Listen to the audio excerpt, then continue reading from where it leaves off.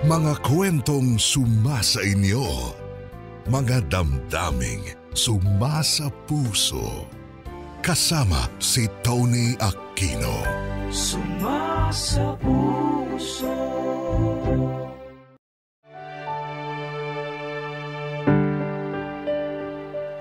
Tony, itago niyo lang ako sa pangalang Choleng.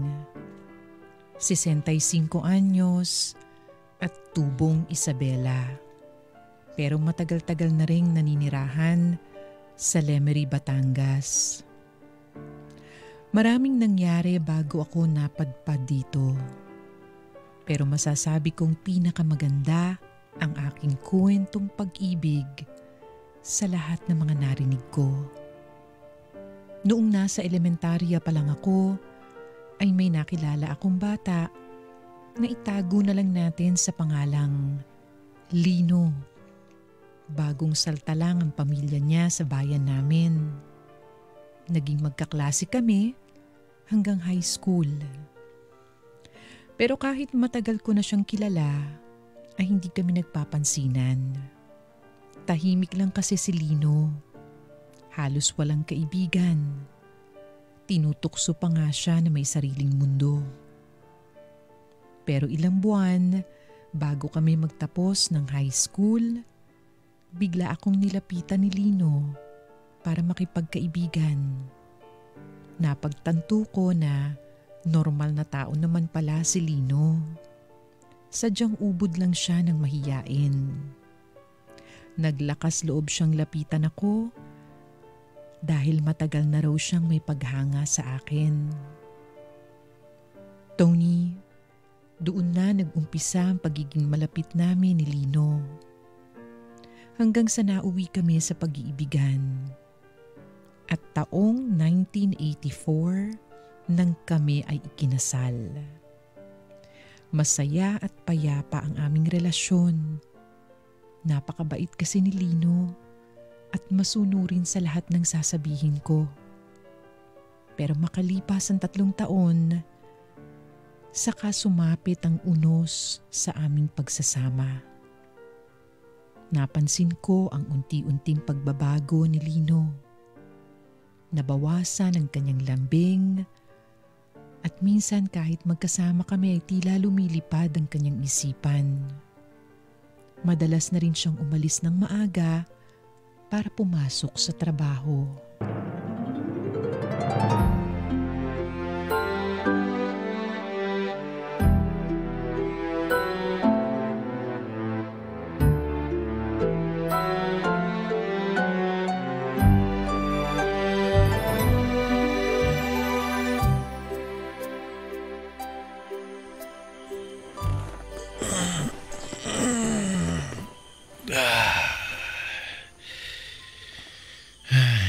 Sa wakas nakahiga rin sa kama.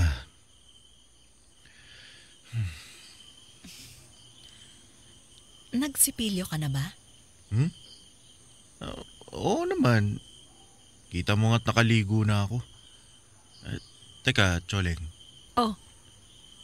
Nagpalit ka ba ng bagong kobre kama? Oo. Bagong palit nga yan.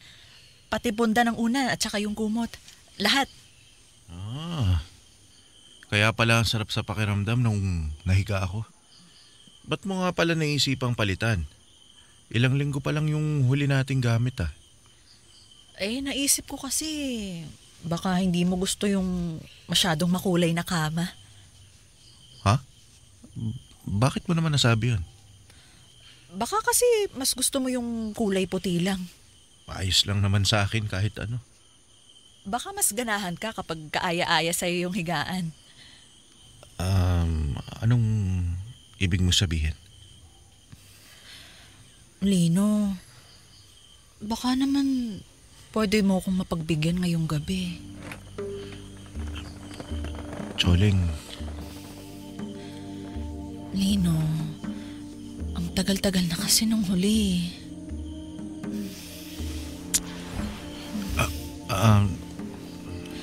Yakapin mo ko, Lino.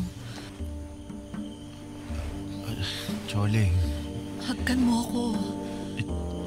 Choling, sandali. Sandali lang. Lino, asawa mo ko. Iyong lahat sa akin. Sandali lang, Choling, ha? Bakit ka lumayo?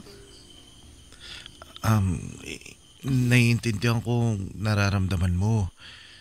Kaya lang kasi, Ayaw mo ba? hindi naman sa ayaw. Hindi ka na ba naaakit sa akin? Naaakit, syempre. Pero bakit ayaw mo kong hawakan? Choling, ano kasi, May iba ka na ba, Lino? Ha? May iba ka na bang nagugustuhan? Siya siguro yung babaeng kinikita mo kaya ka umaalis ng maaga sa bahay. Choling, ano bang sinasabi mo? Wala akong ibang babae. Mas maganda siguro siya at mas magaling sa romansa. Kaya ang lamya-lamya mo na pagdating sa akin. Iiwan mo ba ako para sa kanya, ha? Umamin ka. Choling, utang na loob, magunos dili ka. Wala akong ibang babae. Hindi kita kayang lokohin, alam mo yan. Tapat ako sa'yo mula nung unang araw natin bilang magkasintahan. At kahit kailan hindi ko magagawang magtaksil sa'yo. Kung ganun, anong problema, Lino? Anong nangyayari sa atin? Hindi normal na ako ang babae pero ako pa ang humihiling sa'yo na magsiping tayo. Hindi ba dapat ikaw ang laging ganun? Choling, Ano, Lino? Magsalita ka. Lino, sandali, Choling. Nag-iisip ako. nag-iisip ka? Ano, pinipili mo pa yung sasabihin mo sa akin? Hindi ganun. Mahirap kasi ipaliwanag, Choling eh. Hindi mahirap yun kung gusto mo talagang maliwanagan ako. Mahirap, Choling, kung alam mo lang. Kahit ako sa sarili ko, hirap din akong intindihin yung nararamdaman ko. Ang komplikado masyado. Ano nga bang nararamdaman mo, ha? Ano? Hindi ko nga maintindihan. Basta kakaiba siya. Pakiramdam ko wala ako sa sarili ko. Ano? Ang labo mo naman, Lino. Sinasabi ko nga sa'yo eh. Hindi mo na ba ako mahal? Mahal kita, Choling, syempre. Kung ganun, anong problema? Hindi ko nga rin alam, Choling. May mga bagay akong naiisip, nararamdaman, pero alam kong hindi normal. Gaya ng ano, Lino? Magsalita ka. Hindi ko kaya. Hindi ko kayang sabihin. Ano ba? Choling, pasensya na pero pwede bang bigyan mo ako ng sapat na panahon para makapag-isip? Lino, sa totoo lang, ha? Ang dami-daming tumatakbo sa utak ko ngayon pero ang gulo-gulo. Walang direksyon kasi hindi kita maintindihan. Sapat na panahon lang, Choling. Sapat na panahon lang ang kailangan ko. Ewan ko sa'yo. Saan ka pupunta? Sa kabilang kwarto. Hindi ko kayang matulog ng katabi ka. Kung alam mo lang kung gaano kasakit tong ginagawa mo sa akin. Choling. Kaya wag muna tayong mag-usap hanggat hindi mo pa alam kung ano ang gusto mong sabihin. Bahala ka na muna sa sarili mo. Mabuting ngayon pa lang mag-ensayo na tayo. Dahil pakiramdam ko bukas makalawa. Isa na akong babaeng hiwalay na sa asawa.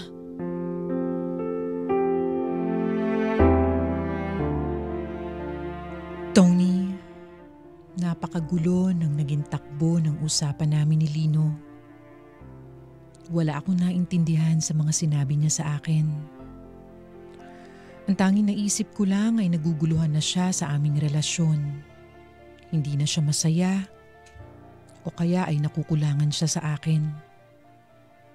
Dalawa lang naman ang posibleng dahilan para magkaganon si Lino. Una, ay hindi na niya ako mahal. Pangalawa, baka may kinalolokohan na siyang iba.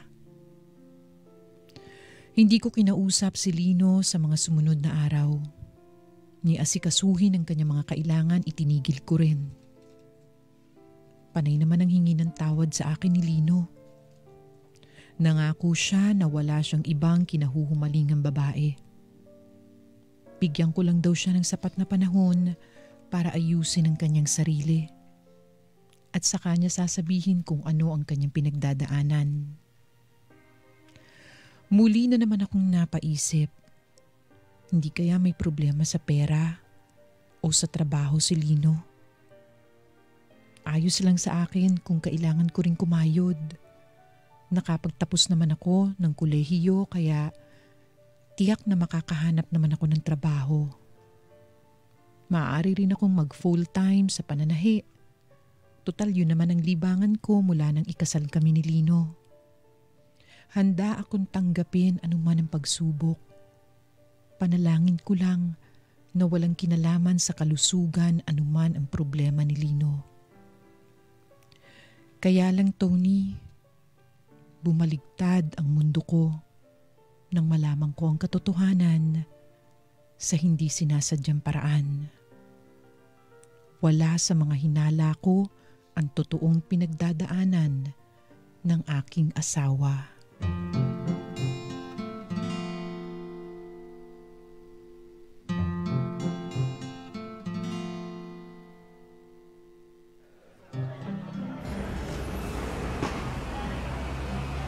Ikinuha mo na ba ako ng 7 yarda nitong asul na tela?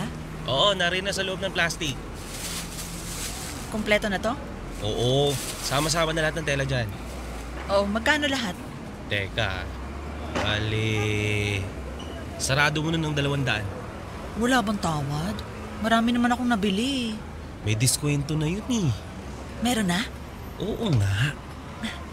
Hindi na nga makatarungan yung pambabarat mo sa amin eh. Ay, ganun ba? Ay, sige na nga. Teka, babayaran na kita. Asan na ba yung pitaka ko? Wala dito sa bag ko. Teka, nanakawan ba ako? Anong problema, Choleng? Yung pitaka ko kasi, wala dito sa bag ko. Ha? Ninakawan ka ba? Hindi eh. Saradong maigi tong bag ko. Teka nga, nadala ko ba yung pitaka ko? Kung hindi ka naman nanakawan, baka nga nalimutan mo sa bahay. Ayos lang ba? Balikan ko na lang tong mga tela. Kukunin ko lang yung pitaka ko. Oo, sige lang. Itatabi ko muna to ha. Pasensya na ha. Babalik ako agad. Oo, sige.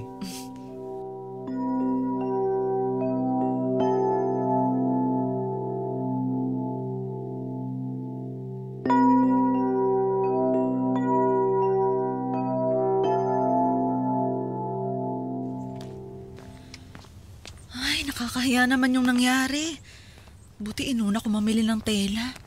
Kung inuna ko siguro kumain muna baka napahiya pa ako. Teka, andito na ako sa bahay. Oh, bakit sarado ang pinto? Umalis pa si Lino? Sa pagkakaalala ko, naiwan ko sa tukador sa kwarto yung pitaka ko Nasaan kaya si Lino? Andito kaya siya sa... Bagay nga ang kulay asul sa akin. Lino? Choleng? Anong... Bakit ka... Akala ko nasa ano ka? Anong ginagawa mo? Choleng? Bakit suot mo yung bestida ko? Choleng, magpapaliwanag ako. Anong ginagawa mo? Wala ka na bang masuot na damit kaya ka nang hiram ng sakin? Pero ang alam ko, kakalaba ko lang nung isang araw Choleng. Kaya bakit suot mo yung bestida ko, Lino? Anong ginagawa mo? Choleng, patawad. Patawarin mo ako. Hindi ganito ang gusto kong mangyari.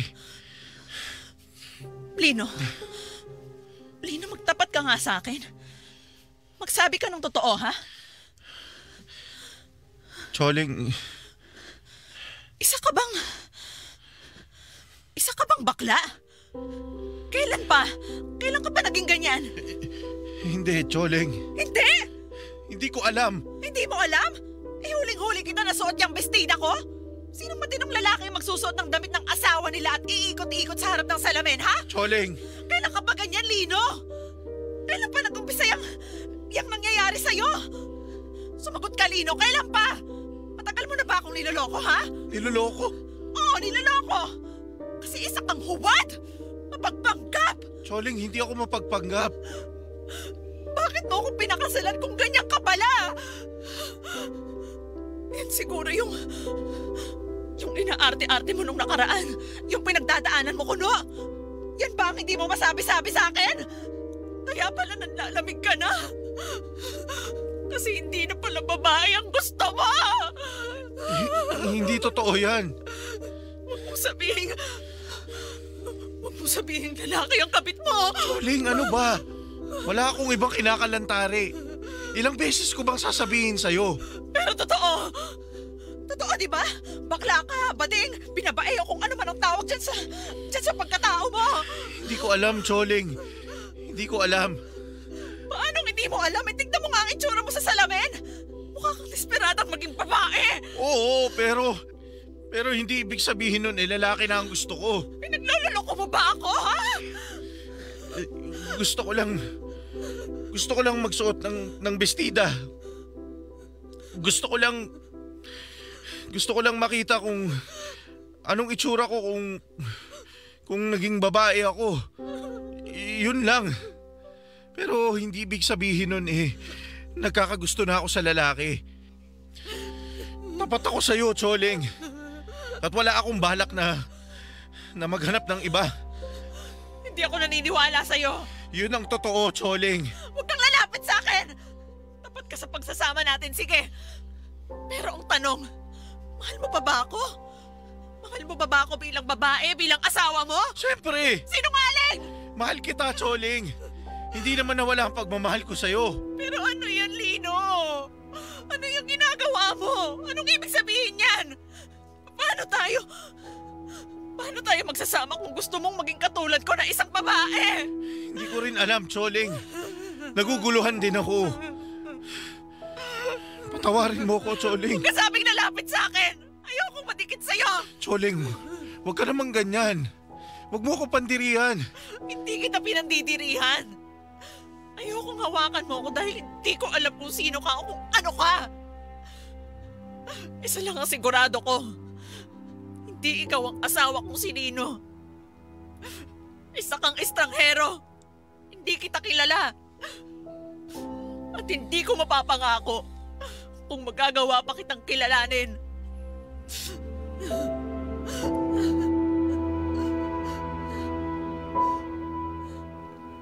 Tony, gulat na gulat ako sa natuklasan ko sa aking asawa. Buong araw kaming nagdiskusyon. Iyak ako ng iyak dahil sa isip ko ay niloloko ako ni Lino. Kasi kung nais niyang magmukhang babae, ibig sabihin ay kapwa lalaki na ang hanap niya. Pero kahit si Lino ay naguluhan din sa kanyang pagkatao. Ayon sa paliwanag niya, nasa kolehiyo kami nang unti-unti siyang nakaramdam ng kakaiba sa kanyang sarili. Natutuwa siya sa mga damit at iba pang gamit ng babae.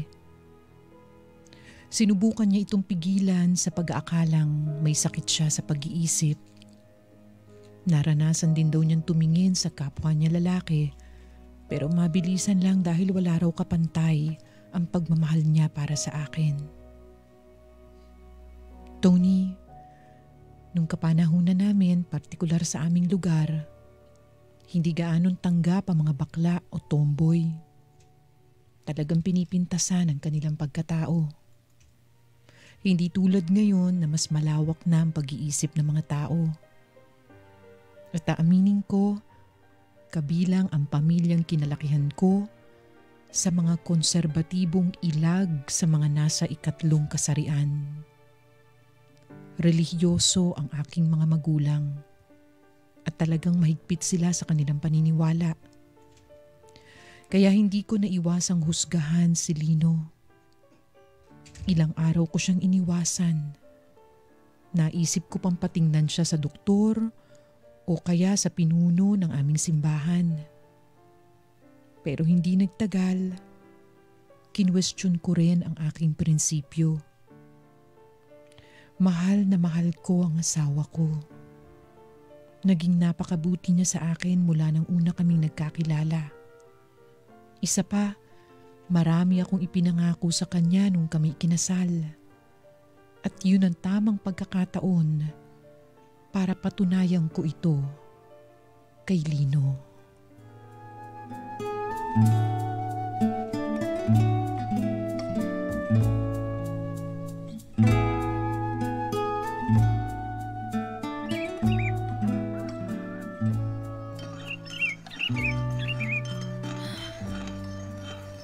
Bigat ng mga mata ko. Sobrang abala ko sa pananahi. Di ko na namalayan ang oras. 2:00 ng umaga na ako nakatulog. Choleng? Si Lino. Choleng? Magandang umaga. Papasok na ako sa trabaho. Gusto ko lang sana magpaalam sa'yo.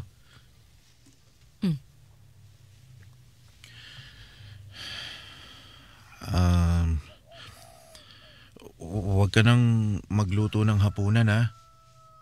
Magdadala na lang ako ng inihaw na liempo. Ayos lang ba sa'yo yun?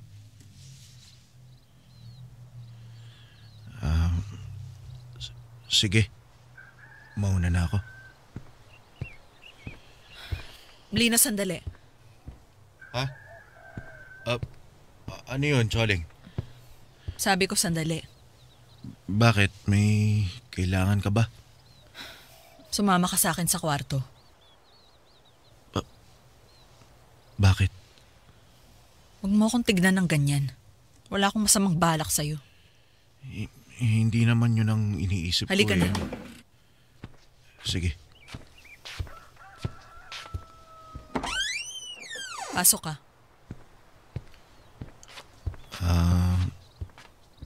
Anong gagawin natin? Maghubad ka. Ha? Akala ko ba? Maghubad ka dahil may ipapasukat ako sa'yo. Dalian mo na. Eto na. Teka, kukunin ko lang yung damit. Nasa malaking aparador. Anong damit ba yun? Ito. Oh, isukat mo. Hinulaan ko lang yung sukat ng katawan mo kaya paniguradong may re-remedyohan pa ako dyan. Anong damit yan, Choleng? Tignan mo. Choleng, bestida to ha? Oo. Ikaw ang nagtahi? Tinahi mo to para sa akin? Oo.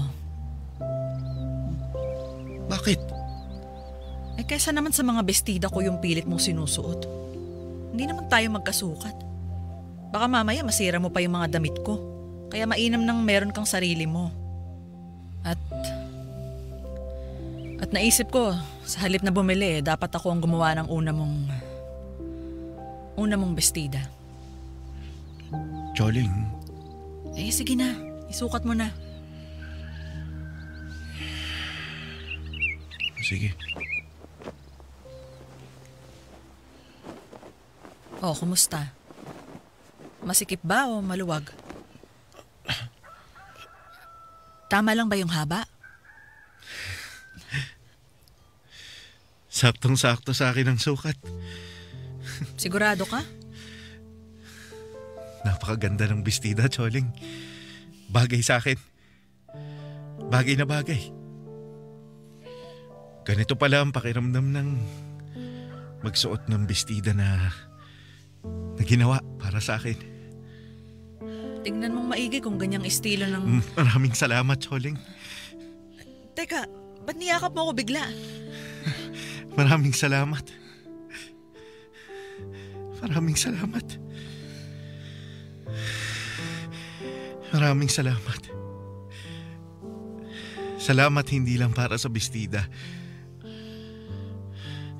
Salamat sa hindi mo pang iiwan. Salamat sa pagtanggap mo sa akin. At salamat sa pagtatago ng sikreto ko. Siyempre naman.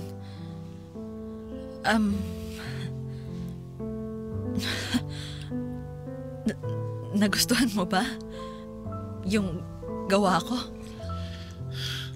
Oo, Choling. Kahit ano pang itsura ng bestida, basta galing sa'yo, magugustuhan ko. Kahit anong kulay o estilo, tatanggapin ko lahat.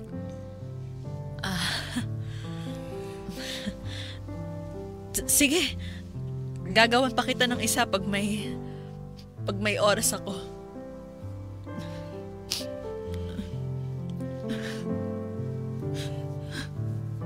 Oh, bakit ka umiiyak?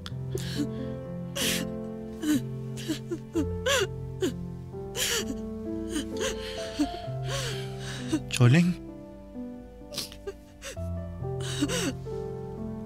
Hindi. Wala to. Huwag mo akong intindihin. Pwede ba naman yun? Ano to, naiyak lang kasi ako. Kasi masaya lang ako. Oo, tama. Masaya ako. Masaya ako na masaya ka.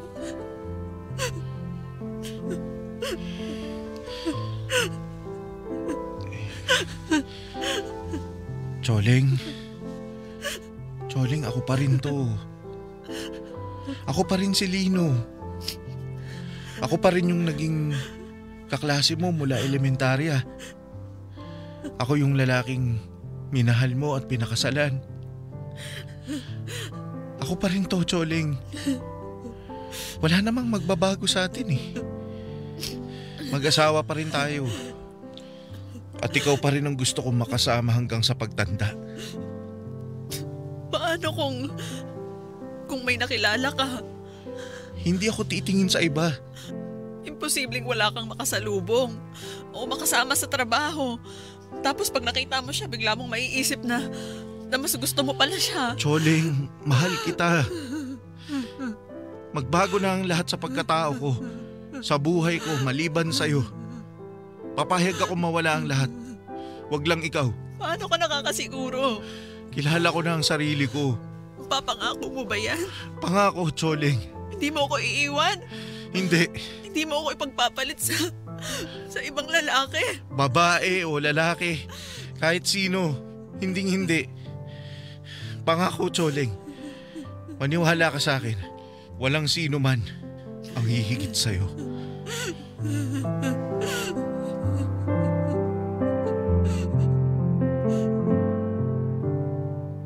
Tony, sikreto namin dalawa ni Lino ang tunay niyang pagkatao. Kaming dalawa lang ang dapat nakakaalam. Ayoko maging tampulan ng pangungutya ang asawa ko. At higit sa lahat, hindi maaaring malaman ng aking pamilya na nagdadamit babae si Lino. Malaking gulo ang mangyayari. Kaya kailangan kaming dalawa lang ang nakakaalam ng nangyayari sa kanya. Tony, habang tumatagal ay unti-unti ko na ring nauunawaan si Lino. Hindi naman siya tulad ng mga ibang bakla na malambot pa sa babae kong kumilos. Dinahandahan ni Lino ang pagkilala sa kanya sarili. Lalaki pa rin siyang kumilos, pero lumalambot lang kapag dinadamitan ko na. Ayoko siyang maging miserable. Kaya ipinakita ko sa kanya na tanggap ko na ang lahat. Nanahi pa nga ako ng isa pang bestida at ibinabahagi ko na rin sa kanya ang mga gamit ko na nais niyang subukan. Noong mga panahong yon, ginusto kong samahan ang asawa ko sa kung ano man ang pinagdadaanan niya.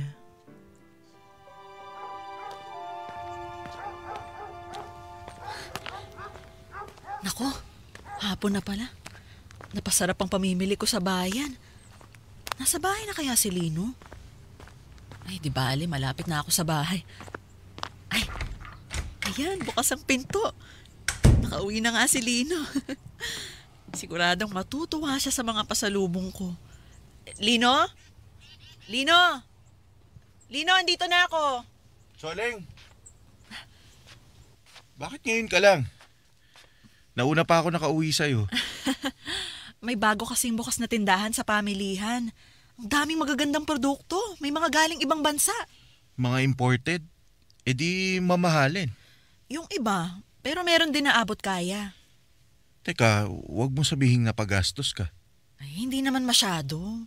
Ano namang binili mo? Mga binili ka mo. Ikaw talaga. Yung kinikita mo sa pananahi napupunta lang sa mga material na bagay. Ay, mamaya mo na ako sermonan. Halika, isukat mo tong nabili kong palda. Palda? Oo, kakaiba yung tela oh. Ngayon ko lang nakita sa tanang buhay ko. Tingnan mo, oh. Aba, oo nga no? Isuot mo na. Ayos lang kahit naka-short ka. Sige, teka.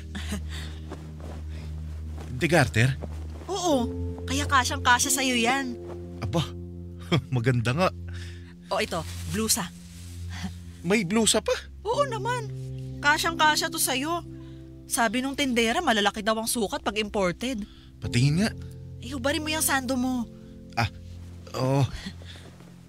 Akin na, ibobotonis ko yung harap. Maganda rin tong blusa, Choleng. Galing ko pumili, ano? Oo. Oh, ito. Huli na to, ha? May isa ka pang binili. Huwag kang mag-alala. Akin tong isang to. Pero pwede kong ipahiram sa'yo. Ano naman yan? Ito, oh. Ano yan? Lipstick? Aha. Ba't mo naman ipapahiram sa akin yan? Hindi naman ako naglalagay ng kolorete sa muka. Pwede ba, Lino? Maglolokohan pa ba tayo? Ay, kilalang kilala na kita? Sinungaling ka pag sinabi mong hindi mo pinapakialaman pati ang mga pampaganda ko. Oh, diba? Hindi ka makasagot? Ay, halika na dito. Subukan mo lang. Tingnan natin kung bagay sa'yo. Anong kulay ba yan? Ayoko ng pula. Kulay rosas to, huwag kang mag-alala. Teka, lalagyan na kita sa labi. Huwag kang malikot, ha? Konti lang ha. Ay, pag sabi malikot, lalagpas to. Sige ka. Ayan. Tignan mo sa salamin, dali. Pwede na. Maganda kaya. Tingin nga itsura mo. Oh, Bagay sa'yo lahat. Ikot ka, dali. Maganda yung bagsak ng palda. Oh. Ayan. ganito ba? Ayan. Ayan. Oo ha? Pakabila naman ako iikot. Ang ganda talaga ng palda. Sumusunod sa galaw. Diba? Ikot ka nga ulit. Pakabila naman. Ayan.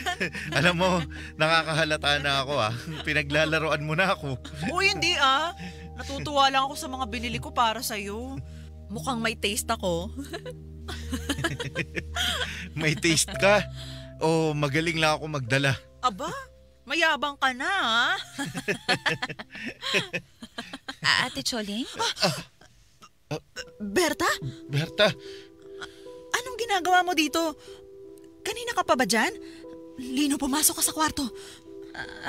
Anong ginagawa ninyo? Bakit nakadamit na pambabae si Kuya Lino?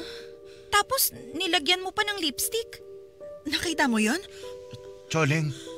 Lino, sabi ko pumasok ka ng kwarto. Pasok! Sige.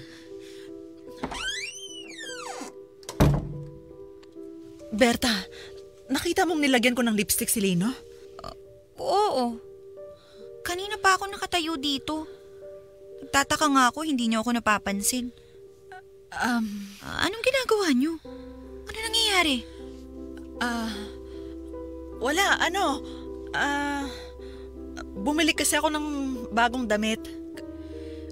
Kaya lang, hindi ko sinukat kasi nagmamadali na ako. Yun pala, namali ako ng kinuhang sukat. Masyadong malaki. Hindi ko alam kung mapapapalitan ko. Kaya, ayun, Nagkatawaan kami ng Kuya Lino mo. Pinilit ko siyang isuot yung mga damit. Pinilit? Pero katawaan lang. Ginawa ko lang na modelo yung kuya mo. Modelo? Mukhang bagay nga kay kuya maging modelo. Ang galing kumikending-kending pa. Oo nga eh. Ako nagturo sa kanya nun. Ganun ba? Oo.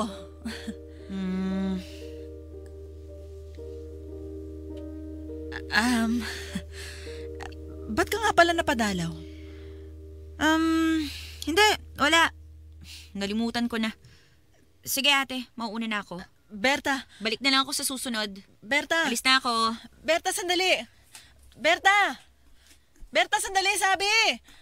Berta! Bakit ba? Ano man yung nakita mo, pwedeng wag mong ipagsabi kahit kanino. Kahit kanino, Berta. Kahit sa mga magulang natin. Bakit? Akala ko ba wala lang yun? Oo nga. Oy, bakit natatakot ka? Hindi ako natatakot. Ayoko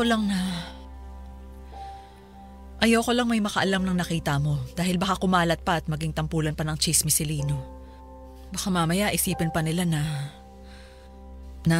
ano? Bakit hindi mo masabi? Baka isipin nilang bakla si Lino. Hindi ba? Hindi. Siyempre hindi. Masaya kaming nagsasama. Masyado kang halata ate. Halata? Ang dami-dami mong sinasabi, kitang-kita sa mga mata mong takot. May mga butil ka pa nga ng pawis oh. Berta. Alam ko ang nakita ko ate. Alam ko ang mga narinig ko. Hindi na ako bata para magoyo mo. Aalis na ako. Berta, binabalaan kita. Binabalaan mo ko? Oo. Makinig kang maigi. Kapag nakarating sa magulang natin ang mga nakita mo, kalilimutan kong kapatid kita. At kapag kumalat naman sa buong bayan, kaaway na ang turing ko sa'yo. At hindi magugustuhin makaaway ako, Berta. Wala akong sinasanto. Kaya itiko mo yung bibig mo kung ayaw mong mawala ng kapatid.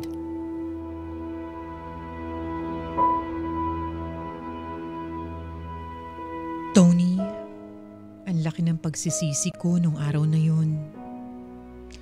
Masyado ako naging kampante sa aming tahanan.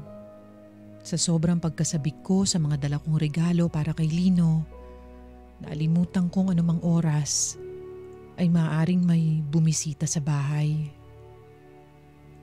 Ang masama lang, kapatid ko pa ang nakadiskubre ng aming lihim. Didiretsuhin ko na kayo. Masama ang ugali ni Berta.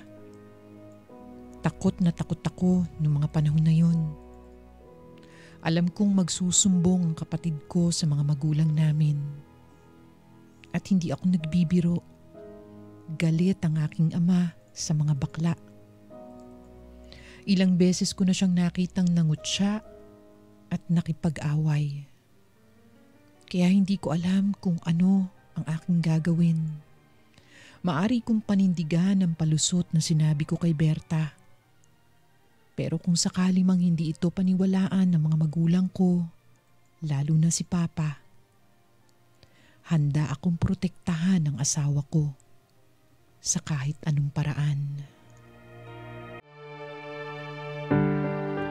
Tony, sa awa ng Diyos, wala namang nangyari sa loob ng ilang araw. Mukhang epektibo ang ginawa kong pananakot kay Berta. Pero sinabihan ko si Lino na maging mapagmatsyag sa tuwing nasa labas siya. At nakakatuwa man pakinggan, pero biling ko rin kay Lino na kapag nakita o nakasalubong niya si Papa, ay agad siyang tumakbo pa uwi dito sa amin.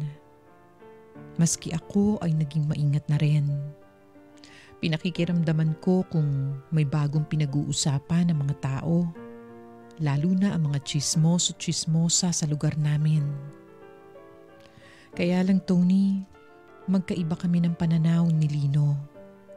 Gusto kong itago ang kanyang pagkatao, samantalang siya naman ay handang harapin ang maaari niyang kahinatnan. Gusto niya raw maging matapang para sa amin, dahil alam niyang mabuti siyang tao at wala siyang nasasaktang iba.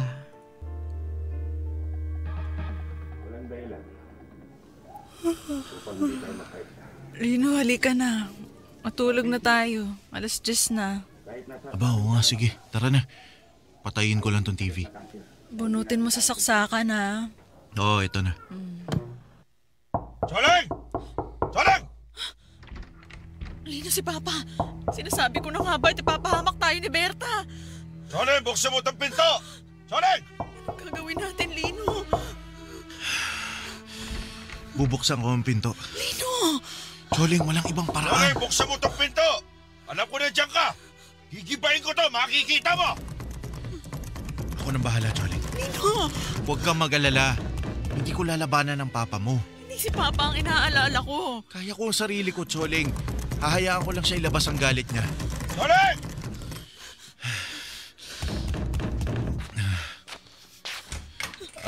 Magandang gabi ho, Manong Pedring. Buti naman ikaw ang nagbukas ng pinto. Kala ko nagtago ka na sa kusan lungga eh. Bakit ko naman ho gagawin yun? Wala naman ho akong kailangang pagtaguan. Ah, ganun. Pues magsabi ka sa akin ng totoo, ha? Ha? Oh, Choling, andyan ka pala. Huwag kang makikialam dito, ha? Tatamaan ka rin sa akin. Manong Pedring, Ano? Ano, Lino? Ha? Totoo ba yung nababalitaan kong bakla ka? Ha? Bakla ka ba? Magsabi ka ng totoo, ha?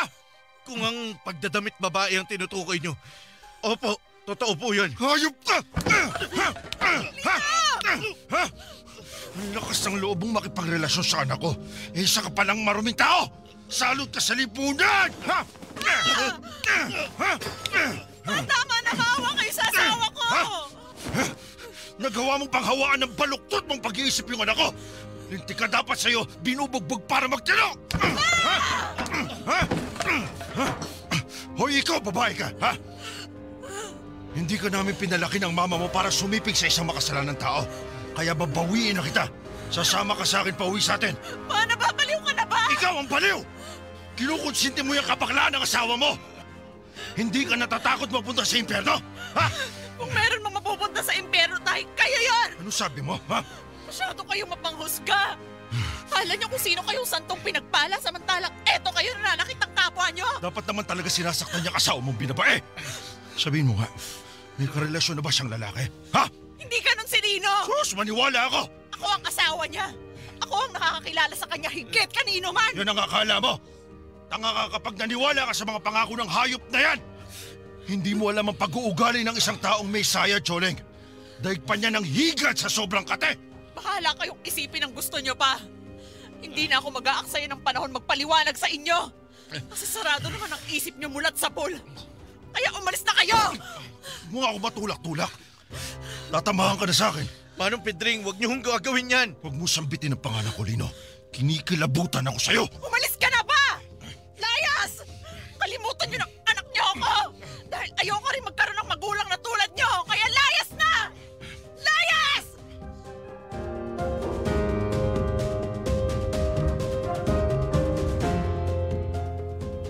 Tony, kinailangan kong mamili kung magiging mabuting anak ako o mabuting asawa.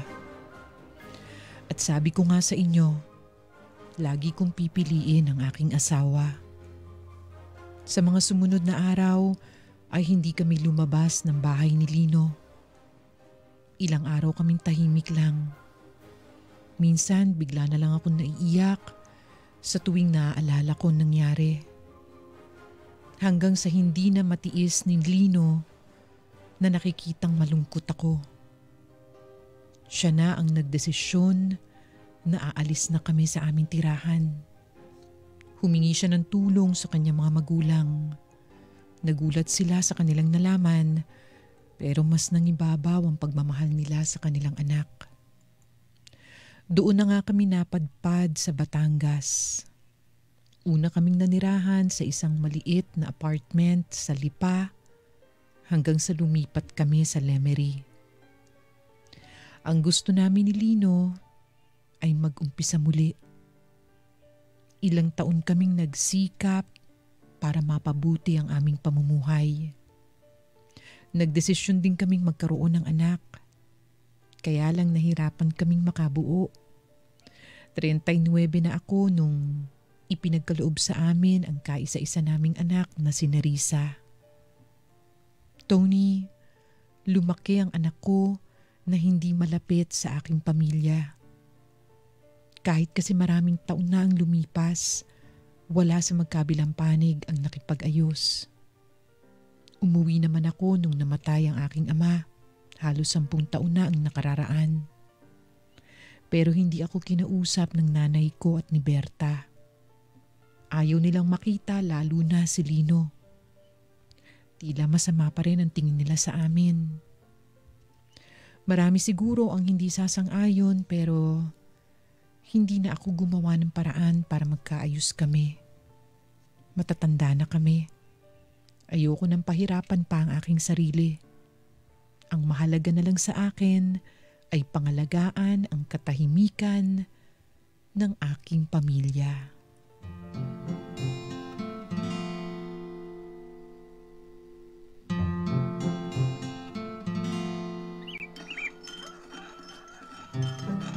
Oh, Lino, eto na ang kape mo.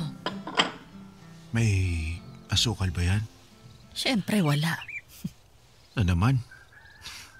Ikaw naman, Choling. Paano kung maiinom yung kape na walang kalasa-lasa? Hanggang kailan ba ako magtitiis, ha? At anong gusto mo? Baliwalain ko yung sinabi ng doktor.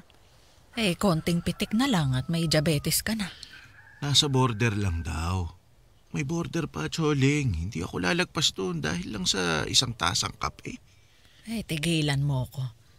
Iinumin mo yung kape o buong araw ka na lang magtubig? Hirap naman manalo sa'yo. Abay talaga. Ma? Pa? Ay, andyan ang anak mo, Lino. Anong araw ba ngayon? Ay, linggo nga pala. Wala siyang pasok. Nak, nandito kami sa hardin. Sabi na nga ba, dito na naman kayo nakatambay. Ma, pa. Ay, kumusta anak? Kumain ka na ba? Opo, kanina pa po. Bago ako bumiyahe pa uwi dito sa atin. Oras na nga ng merienda pa, oh. Tamang-tama. Maupo ka. Mayroong tinapay dito, tsaka mantikilya. Yan ba yung sarili mong gawa ng mantikilya, ma? Ay, syempre naman. Naku, na-miss ko yan. Kumain ka na. Sige. Ay, nga pala, ma, pa. Nakasalubong ko si Tia Josephine nung isang araw. Si Josephine?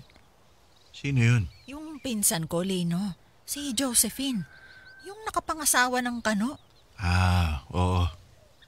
Kumusta naman daw sila? Ayos naman.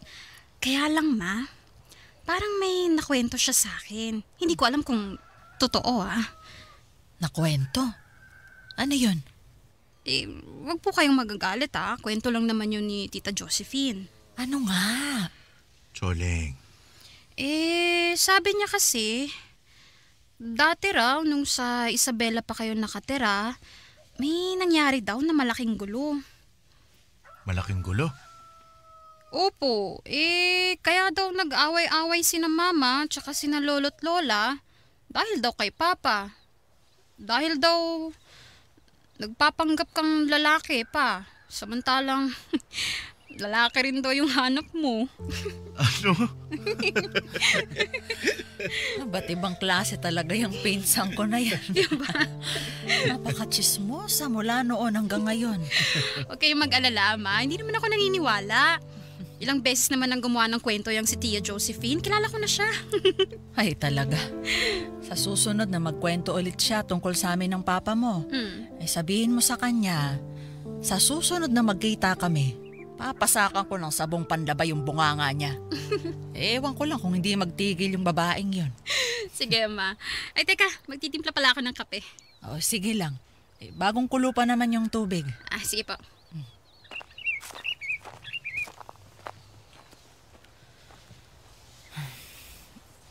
Lino. Matanong nga kita. Ano yun? Wala ka bang balak sabihin sa anak mo ang totoo? Matanda na siya. Malawak na ang kanyang pag-iisip. Tiyak mauunawaan niya ang mga nangyari.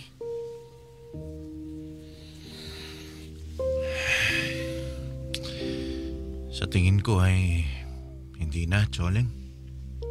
Bakit naman? Anak mo yun. Wala ka bang tiwala sa kanya? Meron, syempre. Kaya lang may tiwala din sa akin ang anak mo. Anong ibig mong sabihin? Babae si Nerissa. At delikado ang panahon ngayon. Maraming banta sa mga kababaihan. Kaya kailangan ni Nerissa ng taong alam niyang maaasahan niya sa pagprotekta sa kanya. Yung taong alam niyang kaya siyang iligtas sa anumang kapahamakan. Kailangan niya ng magandang ehemplo ng isang tunay na lalaki. Mabuting lalaki. Nang sa gayon, alam niyang pumili ng tamang tao na kanyang makakapareha. Kaya hanggat maaari, gusto kong mapanatili ang imahe ko kay Nerissa kung paano niya ako nakilala. Ayos lang sa'yo na hindi alam ng anak mo ang tunay mong pagkatao. Ayos lang sa akin na ikaw lang ang nakakaalam kung sino ako. Ikaw na aking asawa, aking matalik na kaibigan. Sinabi ko na sa'yo to noon-noon pa. Ikaw lang, Choleng. Sapat na.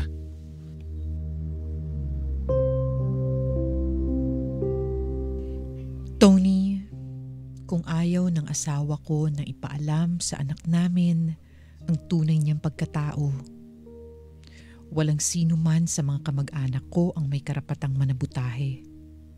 Gagawin ko ang lahat. Maprotektahan lang ang imahe ni Lino sa kanyang anak. Siyempre, mas malawak na ang pananaw natin tungkol sa samot-saring kasarian, maliban sa lalaki at babae. Mas malaya nang magpahayag ng sarili ang mga tao ngayon. Pero hindi na ito tungkol sa tama o maling gawin. Ito ay tungkol sa pagrespeto sa kahilingan ng aking mahal na asawa. Hindi ako alipin o sunod-sunuran sa aking asawa. Ibinabalik ko lang ang tapat na pagmamahal na ibinibigay din sa akin ng asawa ko. Tinupad niya ang kanyang mga pangako na ako lamang ang kanyang mamahalin. Siya ang pinakamagandang taong nakilala ko. Itsurang lalaki man siya o babae. Hanggang dito na lang at salamat sa pakikinig sa aking kwento. Sumasa puso, Choleng. Sumasa puso sa Super Radio DZBB. Kasama si Tony Aquino. Sumasa puso.